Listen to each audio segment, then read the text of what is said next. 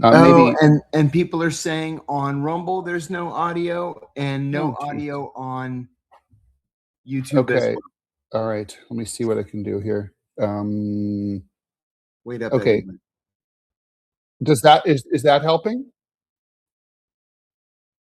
I don't know. Let's see. Okay, guys, is that unfortunately we had some problems, some tech glitches this morning. I just did something. No audio. Did that make any difference? No. Huh. Oh, it's good now. Okay, we're good. Oh, it is? There's sound now. Okay. Guys, all right, let's start this from starts from scratch.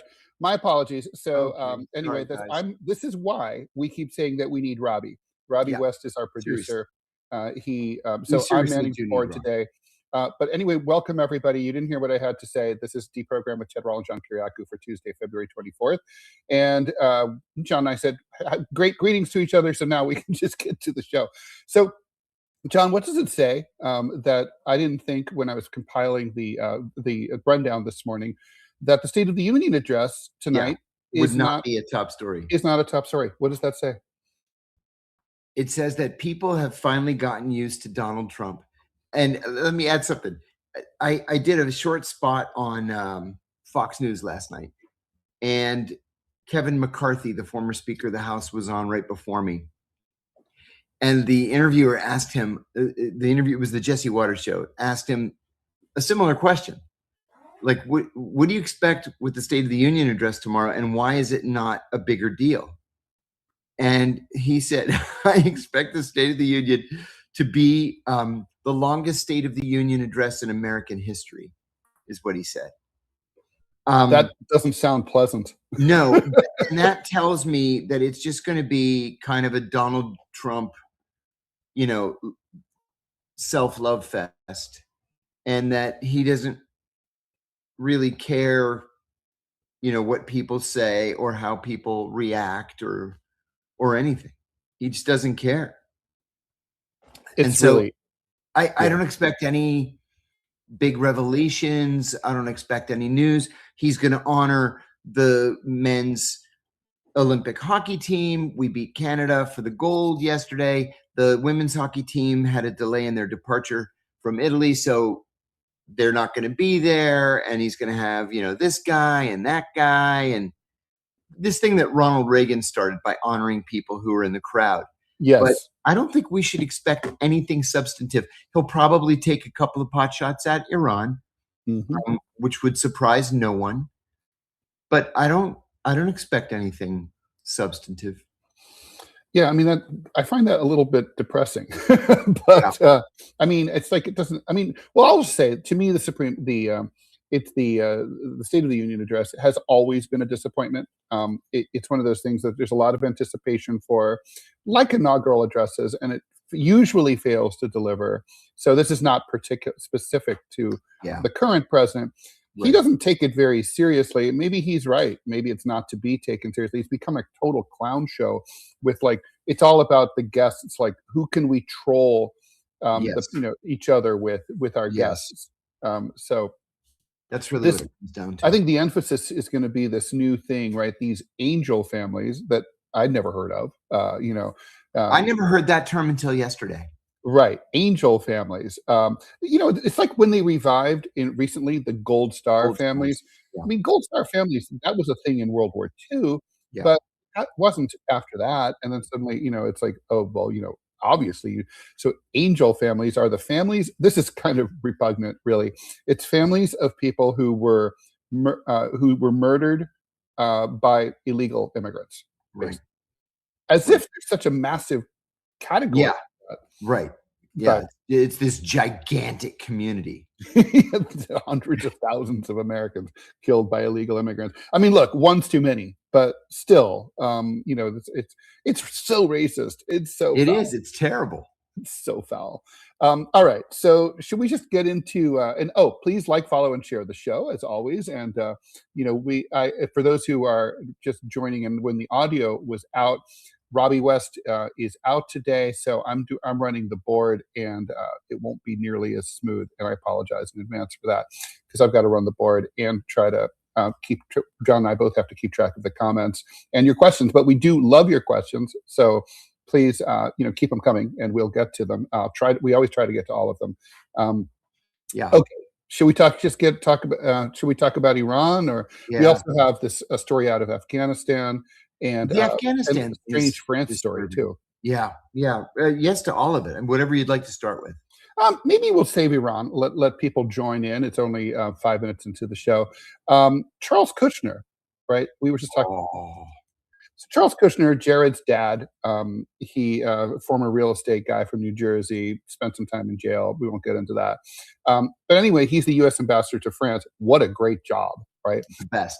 Like the best. Usually reserved for a very high-end political donor.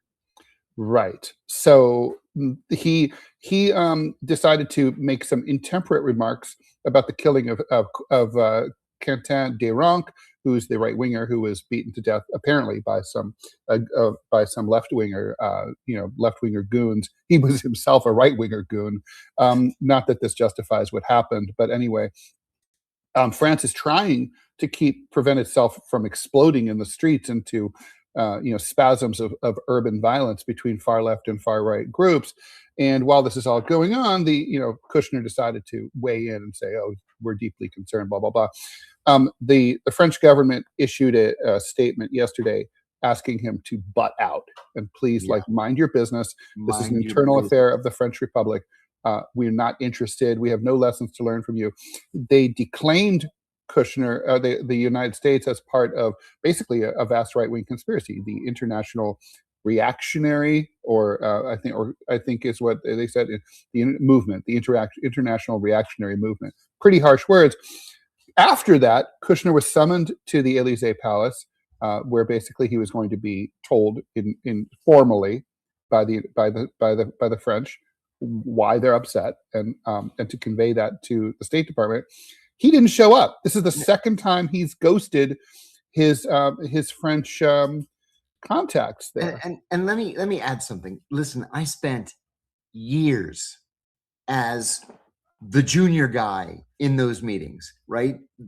Being the note taker in a variety of ambassadors' meetings with the ministers of foreign affairs or defense or interior or whatever, public safety, whatever. You cannot ghost the foreign minister. I don't care if he was the foreign minister of Botswana. You cannot do that. And doing it, especially in a country like France, you're risking being expelled from the country. Ridiculous. You can't do it. Do you think, I doubt that France has ever expelled, or any major country has had to expel a U.S. ambassador, right? Oh my God. So, but looks like they're on that path. So the French government, they're not just talking, they're seething. They banned Kushner from meeting with any French officials. In other words, if he calls someone who works at the French DMV, they're supposed to hang up the phone and say, "I'm sorry, I can't meet with you." Yeah. This is pretty bad. That means he can't really do his job, right? His job is to liaise with French officials. He can't do his job, which is to represent the President of the United States. So what happens next? Does this go up does this end up at the, is this a call where Trump has to call Macron and say, "Our bad, won't happen again"? It's going to start with a call from Marco Rubio. Mm-hmm. And he's going to apologize on behalf of the president. And they're going to try to smooth things over. This is one of those things. Listen, Ted, I had never seen this in the course of my career. I never heard of it. It's not done. You don't do it. It's horrible. And so this is going to have to be an apology from Marco Rubio to the French foreign minister. The French are going to consider expelling Charles Kushner. Wow. Because this is a direct insult to the French government. You can't do this. And so what are the odds of that happening? 50-50, you think? Could go either way? Yeah. I think that they've had enough of this guy. And I mean, they're going to say something. Do you think this is him going rogue, or do you think that he is taking a cue from President Trump, where he's kind of asked, "Oh, what if I didn't show up?" And Trump said, "Don't worry about it," or do you think it's just like he just decided not to show up? Who knows, right? Sure. My guess is he did this on his own. Mm-hmm.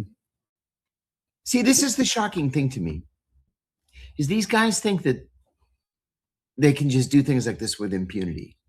The rules don't apply. There are international norms by which you have to abide. And you can't just give the middle finger to the French foreign minister and say, "No, you're not important enough for me to talk to today.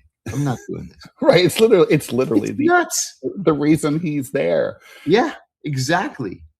Okay. Exactly. All right, John, should we do some questions? Yes, absolutely. All right, Sinkin, thanks for the $7 Canadian. Did you see that Netanyahu gave Trump a key to the country as a gift? No, I wonder if that includes the greater country or just the country as it is now. Do you know what it's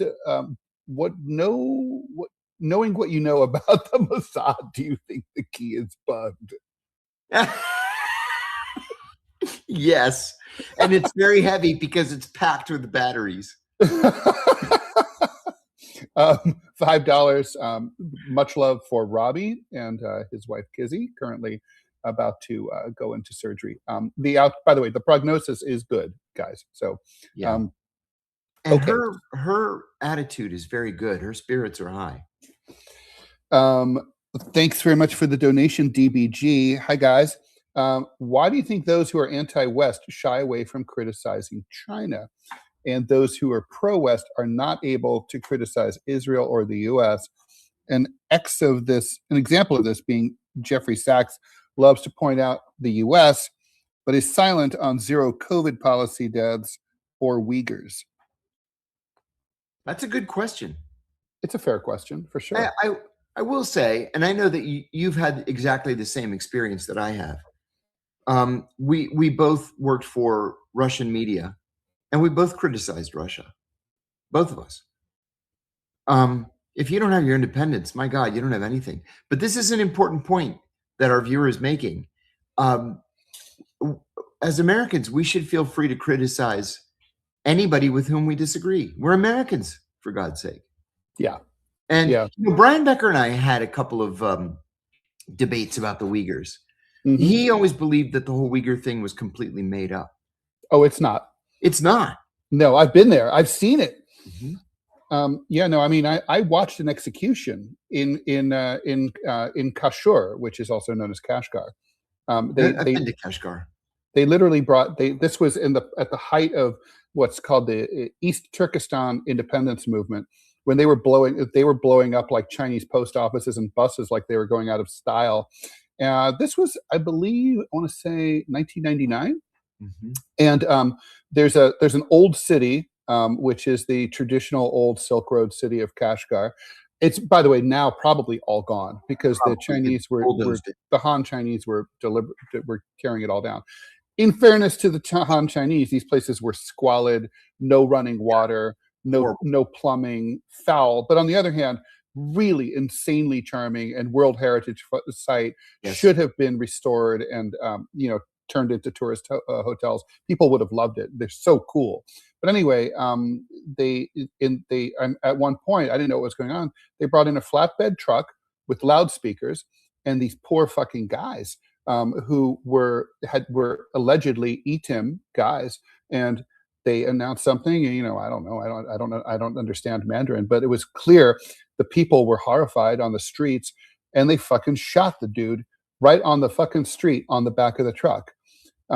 It was shocking, to say the least. But the Uyghur stuff, I mean, are they genocidally killing millions of Uyghurs in like death camps? No, that's not happening. No. But they are committing cultural genocide by importing Han Chinese into Xinjiang and supplanting them, turning them to a minority in their own homeland. They are propagandizing them It's everything is super political there. Like, John, even the time of day is political. Like, if you're in Xinjiang, so China is bigger than the United States, right? Yeah. But it's sort of like, it's the same size of the United States if Alaska were attached to the lower 48, right? It's like that. So it has, and it's about the same kind of shape, but it only has one time zone, Beijing, right? What? All the way out in the east. Yeah, it's one official time zone. So at 7 o'clock in the morning, official national time, it's 4 o'clock in the fucking morning. You've already overslept at 4 o'clock in the morning in Xinjiang. So people get up and they have to listen to some party cadre over a loudspeaker outside from the phone pole. It's like, get up and build socialism, losers. And so it's like, you're literally, even for someone like me, it's enough to turn me into a rabid, like, Milton Friedman capitalist. And so anyway, so if someone tells you in Xinjiang, like, oh, meet me for lunch, meet me at 1, if they say, like, you'll be like, do you mean national time, Beijing time, or do you mean local time? If they use local time, they're pro-independence for the Uyghurs. If they say national time, they're loyal to the national government. Everything's political there. But anyway, sorry. Oh my God, I've never heard that before. That's incredible. It's really dumb. Ted, I think I've told you this story, but we busted down the door of this Al Qaeda safe house in Islamabad, grabbed a whole bunch of guys, like 12 of them, and there were 3 that, that old song, one of these things is not like the others. Yes, exactly. These guys did not look like Al Qaeda people. They looked Chinese.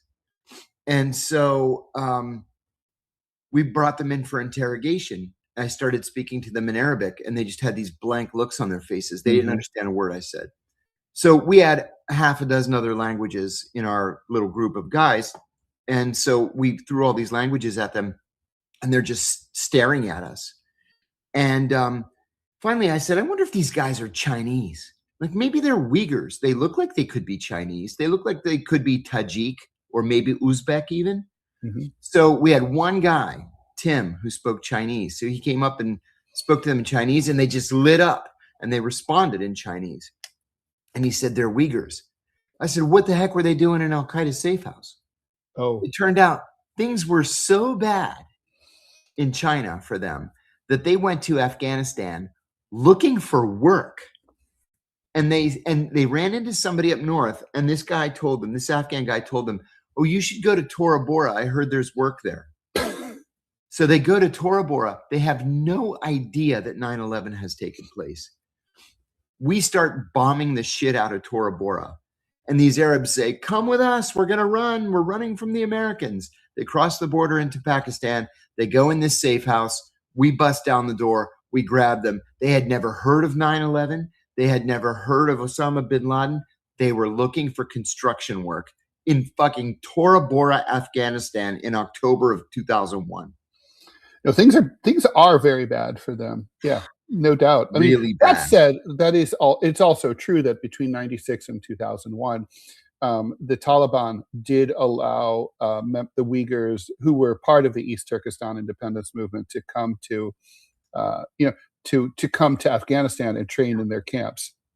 So some Uyghurs, but they weren't there to do jihad against the West. They were there to train to do jihad against the Chinese. Yeah. All the Uyghurs I talked to in Kashgar said, oh, the Americans they were listening to Radio Free Asia. They were convinced, John, that we were going to come and rescue them from the Chinese and give them back their independence, which they used to have between 1933 and 1944. There was a briefly lived Republic of East Turkestan who they were allied with Nazi Germany. And they still had some leftover, like, old Nazi planes at the airport that they still used. Of course. Totally. It's so wacky, so remote. Anyway, it's a lot. I'm sure it's a lot more connected now, but that's because Uyghur culture is being eradicated. I went to Kashgar in 2007. I went because Paramount Studios had hired me to go to Afghanistan and to rescue these children, these 3 children who had acted in the movie The Kite Runner. But I went to Kashgar first because they told me they wanted me to get sort of a lay of the land, and then from there to Kabul. It looked exactly like Afghanistan. It's the one and only time I've ever been there. I'll never, ever have reason to go again. But I was struck at how it looked exactly like Afghanistan. Interesting. I can remark a comment from Girenica. I always compared what China is doing to the Uyghurs to what the U.S. does to black families, while Israel was more like apartheid South Africa, pretty evil stuff. I think a better comparison is maybe what we did to the Native Americans. The Native Americans. I was going to say the same thing. Yeah. Agreed on Israel. Yes, totally agreed on Israel. I guess we probably should talk about Iran. Look, let me just frame what's going on. So at the latest point, we know that the U.S. has at least 150 planes near or over Iran right now, a dozen military ships in the Middle East. U.S. Embassy in Beirut just evacuated what they called non-essential personnel. I was going to mention that. We have the 2 carrier groups are already there. Chairman of the Joint Chiefs of Staff, who's currently Dan Caine, or Raisin Caine is his apparently his nickname. He's been publicly telling the press everything's going to be cool if we decide to go after Iran. There's nothing that they can do about it. But privately warning President Trump that there's a risk of high casualties if the U.S. does this. I don't know. Did you see the reason for that? I was going to ask you that. What is the reason for that? None of our allies are helping us. Not a single one of them. Well, why would they? I mean, this is a gratuitous attack, just like Iraq was. You know, a war of choice is one thing, but this is gratuitous. You're right. And I mean, there's not even been any attempt to gin up a casus belli, right? And then I thought this part, I really wanted to pick your brain about this part, John. So he was also privately worried about depletion of stockpiles. Now, John, you and I are both in our low 60s. I've never heard of the U.S. government being in danger of running out of munitions before. I mean, is this because we gave so much shit to the Israelis? To the Israelis, yes, it is. And we just haven't had a chance to manufacture and refill the supply. So we not only participated in financing and arming a genocide against the people of Gaza on behalf of Netanyahu and his bloodthirsty regime, we also imperiled American national security and our ability to project power and to protect ourselves. Is that basically the story? Yeah, we put ourselves in danger. That's fucking insane. Yes, it is. Yes, it is. So, may I interrupt you for 1 second? Please. I got to say something about Israel. I've been obsessed with the clips that Tucker Carlson has been putting out on social media about his trip to Israel. You know, he met with Mike Huckabee at the airport. Huckabee wouldn't have him into the embassy. And Tucker was, allowed to enter Israel. He interviewed the Greek Orthodox Patriarch Theophilus III. He interviewed the Catholic Archbishop of Jerusalem.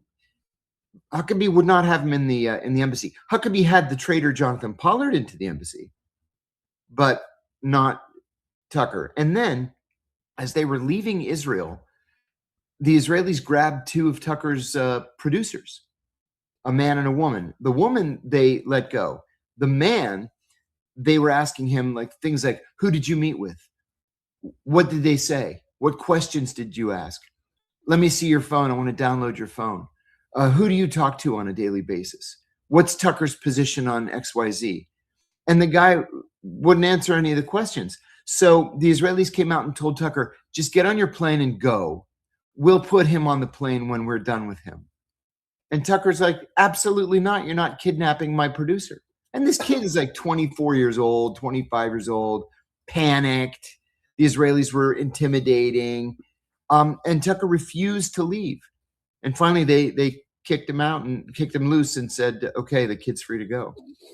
But the Israelis, either we're at the point now where you're either with them. And when I say with them, I mean 1000% with them, or you're an enemy of Zionism and you're anti-Semitic. And I think that we are just about at a tipping point where the Israelis will have done themselves irreparable damage politically in the United States. Because there are people who consider themselves, or have always considered themselves, to be, pro-Israel, if not Zionist, pro-Israel. Mm-hmm. And now it's because they never really paid very close attention to the issue. Right. And now they are, and they don't like what they see. Yeah, John, I think we're past that point already. Do you? I don't think there's any coming back. The Israelis are, the AIPAC lobby in this country is so desperate, and it reeks. You following their socials and following the socials of their allies in Congress. You can just they're scared. They know. They are one administration away from really just not having the same relationship with the U.S. as they always had. I don't know how that's going to look. I don't know if that would be a Buttigieg or a Newsom or someone else, or even a Republican maybe. A friend of mine said, I'm sorry to interrupt you. A friend of mine said something interesting on social media yesterday. And he said, we're all up in arms about Netanyahu and the way he's manhandling the U.S. government, and Donald Trump is falling into place and just doing as he's told. Newsom has said nothing. No. Shapiro has said nothing. Kamala Harris has said nothing. Bernie Sanders has said nothing. Mm-hmm. AOC has said nothing. Hakeem Jeffries has said nothing. The Democrats are completely implicated. It's as simple as that. No, that is true. And, the progressive base of the Democratic Party, they're watching. They're paying attention. Well, and did you happen to see the after action report that the DNC wrote? Why did we lose the election in 2024? It was kept from the American people, of course. These things usually are released. This time it was not released. And finally, yesterday, somebody leaked it. And the reason why the Democrats lost the election to Donald Trump is because they would not take a position on Israel, standing up to the Israelis. And so Democratic voters stayed home. Yep, that's exactly what happened. People sat on their hands. Mm-hmm. Yeah. They should have voted for Jill Stein, in my opinion. But yeah, I agree.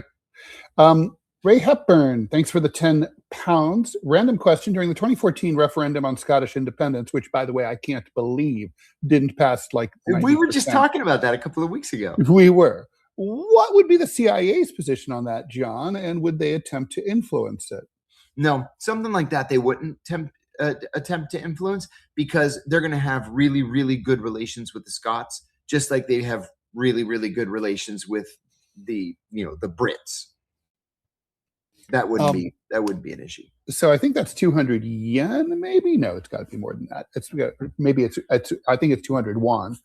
Thanks very much for the donation there, and thank you for your very kind words. Thanks for the $4.99 to Cleve 2. Just wrapped up a quick show with Carrie Pregene. Any interest in swinging by the show at some point? Also, your last name. Are you Orthodox? Thanks. Me? So I'm not Orthodox. Yes, I could be. Do I not? Do I? It's funny, you don't look Orthodox. Yep, I sure am. And somebody's correcting me that the interview with the Catholic Archbishop was in Jordan. Thank you for that. Thanks for the correction. See, so he was not free to just go around Israel the way he might have wanted to. He was not free. No. So incredible. All right, so let me see here. Good morning, John, from Stephen. Do you ever plan on coming to the Midwest, specifically Northwest Iowa? That's very specific. Yes, but we haven't gotten. I'll tell you the truth. I'm working with a gang of people. We're planning this nationwide speaking tour. We wanted to start it in February, then March, now April, then May, and the issue is I need either a sponsor or an investor. I've approached 3 people. 1 said maybe, 2 said yes, but we're bogged down with their lawyers who seem to work in such slow motion that we're actually moving backward because I can't rent the venues without the upfront money. As soon as we get the upfront money, we're going to start renting those venues and going all across the country. So the quick answer is yes. I just don't know when. All right, TBD. Okay, let's talk about Afghanistan, right? So, basically the news out of Afghanistan vanished along with the U.S. forces in 2021. Apparently, American media outlets don't care about a country unless we're invading and occupying it. It's 1988 all over again. It is. So, but things actually, life has gone on over the last 5 years. And so the question now is Afghanistan becoming a safe haven for Islamic terrorists? Pakistan has been complaining for years about these Islamist groups, particularly TTP and ISIS Khorasan, which is basically the Central Asian branch of ISIS, who have camps in eastern and northeastern Afghanistan, which is kind of like traditionally wherever. It's sort of like no man's land where it's way up in the mountains. It's very remote, even by Afghan standards, it's very hard for any government based in Kabul to get to it. And these people are always protected by local tribes. So anyway, they bombed these 7 camps. The Taliban government says you didn't kill any terrorists. You killed a bunch of innocent civilians, including women and children. The Pakistanis are like, oh, we are sick and tired. We fucking told you to stop fucking around or you'd find out. This seems to me, John, to be kind of like, I think, a story that's not well understood in the West. I mean, I don't think the Taliban are not friends with ISIS-K. No. They don't like them at all. They would love to kill them all. Yes. But I think that the Taliban are too weak to really provide, ironically, the Northern Alliance government under Hamid Karzai and then under Ashraf Ghani, they were too weak to have security throughout the country. And now the Taliban are too weak to have security throughout the country. I think as long as they're isolated from the world diplomatically and economically, that's going to continue to be the case. And then, there's this, I guess no one cares about Afghanistan's sovereignty. No, I mean, UN Security Council isn't going to meet over this. I mean, what do you think of all this? I wasn't kidding when I said I think that this is 1988 all over again. The U.S. isn't interested in Afghanistan anymore. It's frankly not so interested in Pakistan anymore either. No. The bottom line is we don't have any national interest in the region other than counterterrorism. Mm-hmm. And so if they're going to just be out there killing each other, we don't really care. You're right about ISIS-K. ISIS-K is in Pakistan. They are not allied with the Afghans. In fact, they've attacked the Taliban as not being radical enough. Mm-hmm. And so, just to put it crudely, the shit's going to hit the fan in that part of South Central Asia. And we don't care.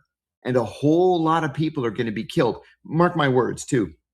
One of the things that ISIS-K likes to do, or the Pakistani Taliban, which is also not connected to the Afghan Taliban, is they love to attack police training camps and military camps, because they're not what an American would vision a police or military training camp to be like. They're just, there's kind of a cheap fence up around part of it. It's otherwise open. There aren't enough weapons for everybody. They train with, broom handles or whatever. And a whole lot of people are going to die. And then ultimately, when something happens that does draw the attention of the US, Europe, or the West, again, everything's going to get conflated, right? Like the Taliban are going to be blamed for the shit that these groups carry out.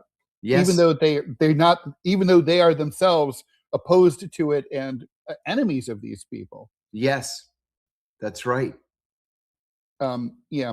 I mean, I hate, by the way, I just want to just say I hate the U.S. policy towards Afghanistan. We should recognize the Taliban government. We withdrew. We handed the country over to them. We should recognize them, but bring them back and try to integrate them into the world. The world. Exactly. And maybe we could use that airbase again if we wanted to. Oh, exactly. I bet we could. I bet we could. Yeah. We should. The only people who are even trying to be slightly friends with the Afghans is the Chinese, because they want them. They're rare earth metals. They're digging up the minerals in the east. Yeah. That's right. Okay. Let's see if we have any. I know we have more questions here, and again, I apologize for being slow at getting to them. Okay. Yeah. Thank you, Sembach, for the grandma core vibe I'm rocking. Yeah, I was thinking this is like the worst ISIS video ever. My background for people watching. Question: Philip Blair wants to know, am I a Huguenot, or AKA a French Protestant? No, I am. I'm Catholic. I served mass and everything. Serving mass in I even. Can you guys even block me? Yes, we could, and yes, we will. If you need to be blocked, we would rather, to quote Donald Trump, to paraphrase Donald Trump, don't want that to happen. Like to make a deal, better than not happen. But if you can't make a deal, bad things will happen. Okay, here. Let's see. Oh my God, there's so many questions. There's so many. Please ask my question. Pink Lady, can you put it back in? Because it's like literally I'm like 300 or 400 comments behind here. Would it be possible for you guys to potentially start taking in calls from watchers instead of just chat questions? Well, we did do a call-in show, if that's what you mean. We could do that again. I'll definitely need Robbie for that. I think we'll have Robbie back either later in the week or certainly by next week. Let's see. If Kamala had said she'd support an arms embargo on Israel, I would have voted for her, says Elliot, but she couldn't even do that. No, you're not going to get any leadership from any of the current American politicians on that issue. Okay, so Cleave 2. John, question for you. Any thoughts on OCU, UOC crisis in Ukraine? Oh my God. Honestly, we would need at least a half an hour to talk about that. Yeah, I blame Hillary Clinton. And I'm not trying to be funny in saying that. It was Hillary Clinton that split the two because she believed that it would weaken Russia. And I've seen evidence that money changed hands, and the next thing you know is there's a split after the two churches had been united for 1,000 years. Now they're split. So it's a disaster for orthodoxy, and it's thanks to Hillary Clinton. Literally, Hillary Clinton's responsible for her own personal schism. Literally. Mflo, have we ever been to Portland? I've been to Portland more times than I can count because my former in-laws lived in Portland. I was surprised at how rough Portland was. Like I was right downtown, and I was surprised. It was a little rougher than I expected. It's a gritty town. Yeah. It's very, very post-industrial, not even post-industrial. It's very industrial. A lot of rust. I mean, for people, you and I are from Ohio and Pennsylvania. Right. So if we say that, it's poorer than I expected. What was the thing I also kind of like? I mean, it does do some cool stuff, though. They have like commercial rent control. I don't know if they still do. They did. Commercial rent control, which allows, for quirky stores and restaurants, because they don't have to come up with as much money, so they can experiment a little bit more.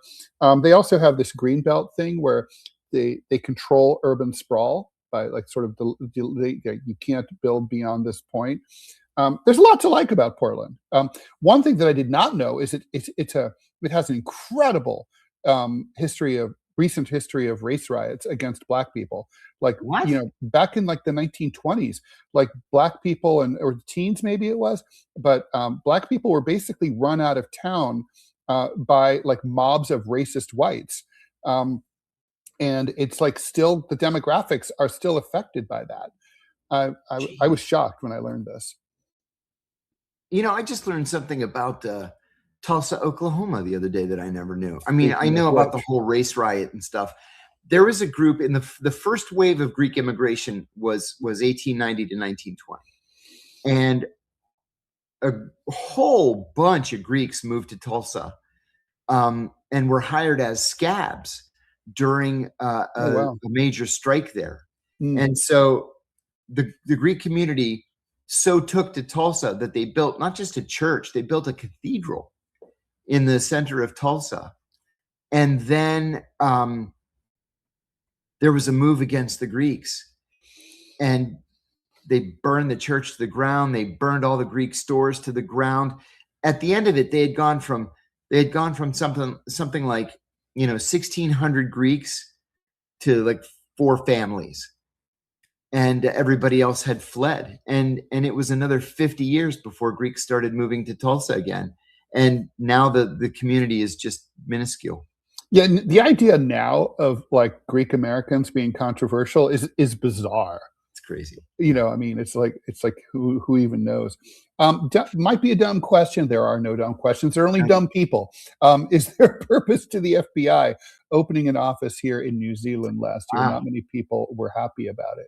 Good question. And thanks for the donation too. Only the largest American embassies have FBI. They're called legats, legal attachés. And usually it's because there are either so many Americans in that place, in that country or that city, that you have to have a robust embassy representing all the various federal agencies, or that country is so dangerous or is a hub for crime that affects the United States that you have to have a legal attaché. New Zealand is neither of those two things. I think that this is empire building on the part of the FBI. They probably had a little bit bigger appropriation from Capitol Hill than they otherwise had, and they decided, hey, we're gonna put a position in New Zealand, because once the position's created, it's almost impossible to do away with it, and they're just going to expand. Flacco Flo, thank you very much for this question and the donation. Will China move on the Wakhan corridor, or is this Western hysteria? I see this as their gateway to the Middle East. So for people who don't know, if you look at a map of Afghanistan, you'll see this spit of land that sticks out like a tongue in the northeast. That's called the Wakhan corridor. And it barely, just the eastern tip of that tongue is the border, Afghanistan's border with China. Border. Like it's literally, I think, 12 miles or 8 miles or something like that. It's very small.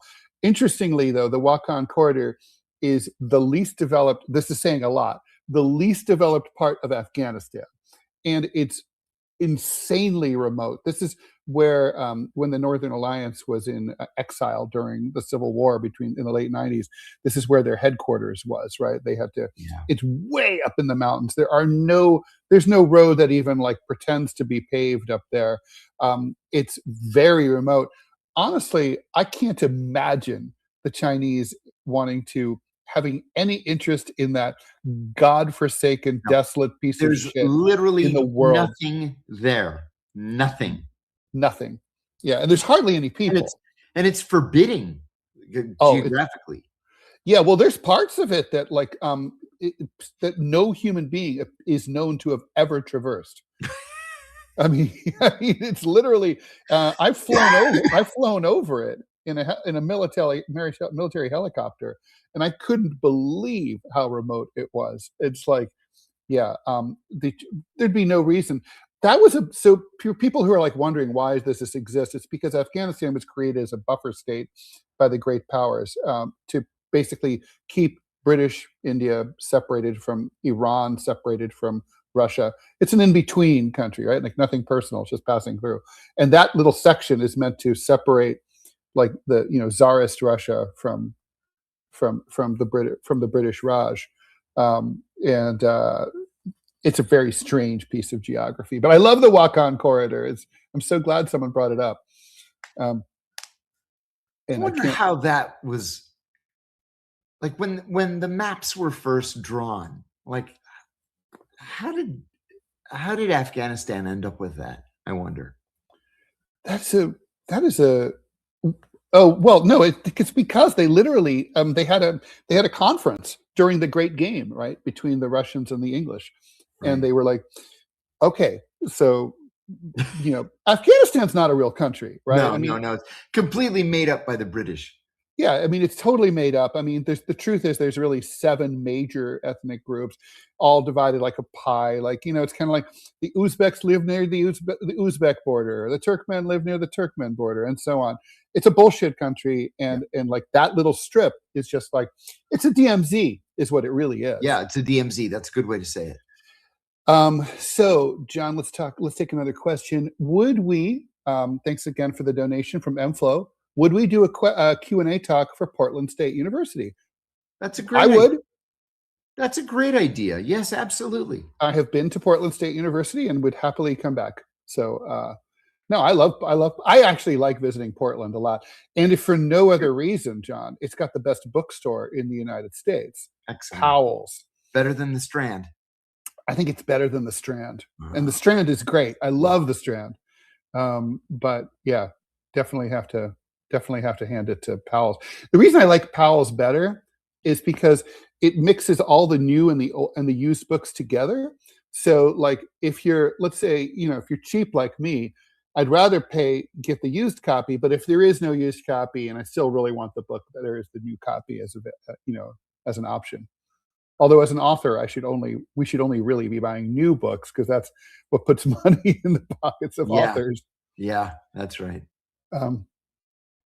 Thanks for the 25 euros from Dem. My grandfather went to the U.S. from Cyprus in the 1930s. He had to leave because he was printing fake dollars. There you go. Whenever I travel, they always security check me. Is this related? Any thoughts on this? Well, I can't imagine. It's not. I can't imagine that it would be related after so long. No way. No. It's your grandfather. All right. James, any thoughts on James Tallarico? MFlow wants to know. I actually like James Tallarico. I hope he wins that nomination. I think the election is like Saturday or something like that, isn't it? Yeah, I think so. Last question from someone whose name starts with CLE. See, I told you, I really need Robbie. John, any thoughts on James Fishback? Help me out here. I don't know who that is. I'm sorry. This is your question, John. Sorry. I don't know. I guess the answer to that question is no. Let me see. James. No thoughts. Who's James Fishback? What a name. James Fishback, American investor, hedge fund manager, and political candidate for the Republican nomination. Oh, that guy. Now, I know him. Yes, he's on Tucker all the time. I like that guy. I didn't know his name. Yes. I like James Fish. Listen, if you're a Republican and you're voting for governor of Florida, consider James Fishback. Yes. Yes. Any thoughts, John, on former CIA Director William Burns and current Director John Ratcliffe? I wrote an op-ed in support of Bill Burns when he was first named, because Bill Burns was a 35-year-long diplomat, senior Foreign Service executive, Deputy Secretary of State. I said, they're going to need an adult in the room at the CIA, and he was probably the best man for the job. I still stand by that. I have a great deal of respect for him. And in fact, Tony Blinken was such a terrible Secretary of State that you needed somebody like Bill Burns to be really the de facto Secretary of State. The Republicans could have done a lot worse with Ratcliffe. I don't dislike Ratcliffe. I thought that he would be a little tougher with the CIA rank and file than he has been. I wanted to believe that Trump was really going to try to, take the CIA down to its studs, and he would do that through Ratcliffe, and that hasn't happened. Well, there's still maybe there's still time. Desert Fox, question for us. Would we do the same for Seton Hall in South Orange, New Jersey? I admit my bias, but even one in the tri-state area would be amazing. Absolutely. So let me just sort of explain about these invitations, right? People need to know. John, if I say anything out of turn, just let me know. But basically what we and probably anyone else you'd want to invite to speak at, who doesn't live there locally is going to need and want. You need a venue, you need a sponsor who can like publicize the event, and you need to be able to pay travel expenses, like in other words, airplane and hotel, and an honorarium. So basically you need a place, and you need to pay your speakers, and you need to put them, get them to the venue. If you can do that, you can probably, definitely, right, John? I mean, you can get us. 100%. And I will say, I've developed a certain amount of notoriety over the last couple of years. And I am finally, for the very first time in my life, able to monetize that. And so I'm represented by a speakers bureau in New York. They booked me a speech yesterday abroad for a lot of money. When it comes to universities, of course, I'm partial to universities. I want to do them. I want to make that happen. So the price is much, much lower. But Ted's right. There's got to be some dollar signs involved. Yeah, I mean, and look, obviously, the further away it is, the more dollar signs. The more you need us to do, the more dollar signs. I'm going to speak in Vietnam on August the 10th. I'm only going all the way out to Vietnam because they made it worth my while. Yeah, it has to be. Like now that said, like if you needed me to if you wanted me to talk in New York City, that's no bigs, Yeah, I'm going to speak at the University of Pittsburgh on like March 11th or 12th. And it's a buddy of mine is a professor there. We've been friends since we were like 5 and 3 or 6 and 4. So I'm doing it as a favor, but he's still paying me. He's just paying me a fraction of what I would normally get paid. Right. And you can see old friends, and that plays into it. Like if I were invited to Dayton, Ohio, I would do that for a fraction. That's right, because that's where I'm from.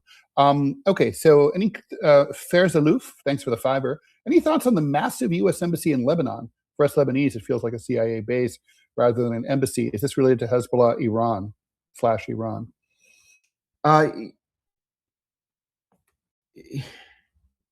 Yeah. So. Yeah, any U.S. desire to help develop Lebanon or to pull it out of its current state. It's on the brink of being a failed state, but Hezbollah is active, and it's active in government, and the Israelis are active in bombing the place, and so historically the U.S. has had a significant presence there, and they're going to make the biggest embassy they possibly can because the Chinese are there. And the Russians are there, and you can't lose your place. RJ, any truth to the pizza theory? I assume this is Pizzagate and conflicts. And thanks for the donation. Thank you. The answer is no. Demwill, do you do consultancy work? Yes. How do I contact you? You know what? Just what's the easiest way to contact me? Through LinkedIn, I guess, or email. I don't want to shout out my email here. Don't shout out your email here.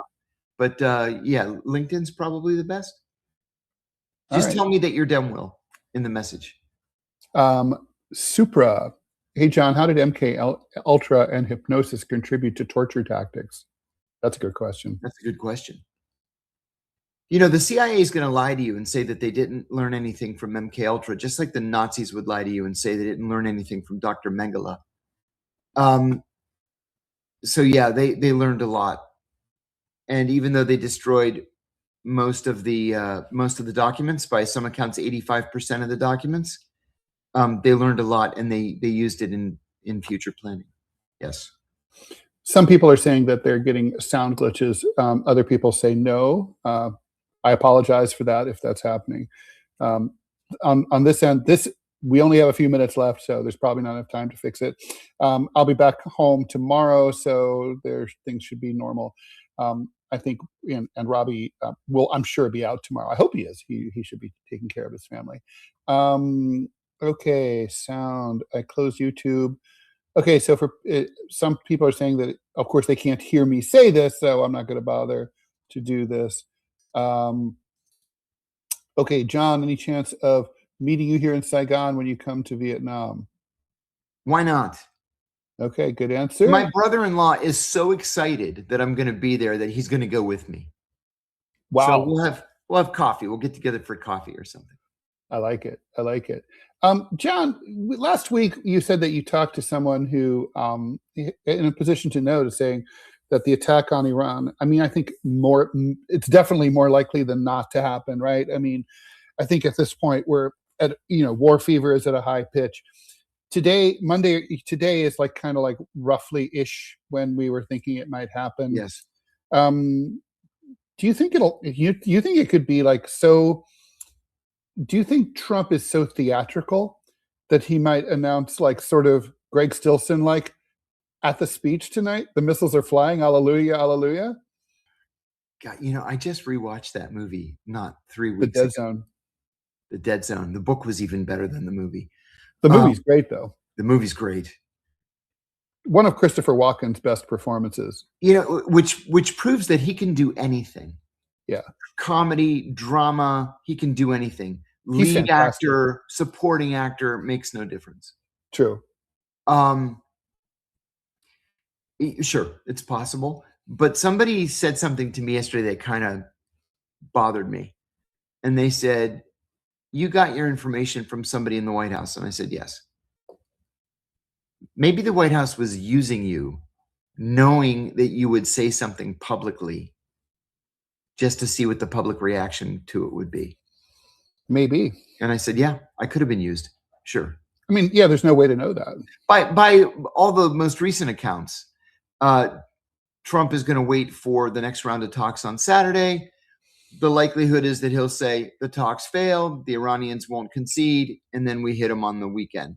Well, the Iranians can't concede. No, I mean, what we're asking is just not possible for them to agree to. So, I mean, I don't think any Iranian government could. All right, I think that's, let's see where we're going to have to leave that. Am I missing anything here? No. Okay. Wait, real quickly, I never met Reza Pahlavi. I would have to call him a clown to his face, so I don't think he wants to meet me. Yeah, okay then. And I'm sure he knows how you feel about him. All right, John, thank you. Always a pleasure to see you. See you back tomorrow. We will be back tomorrow, Wednesday at 9 a.m. Eastern time for DeProgram with Ted Rall and John Kiriakou. Please stay here. We will be, I'll be on TMI with myself and Manila Chan coming up right away. And see you on the other side of the State of the Union address. See you then.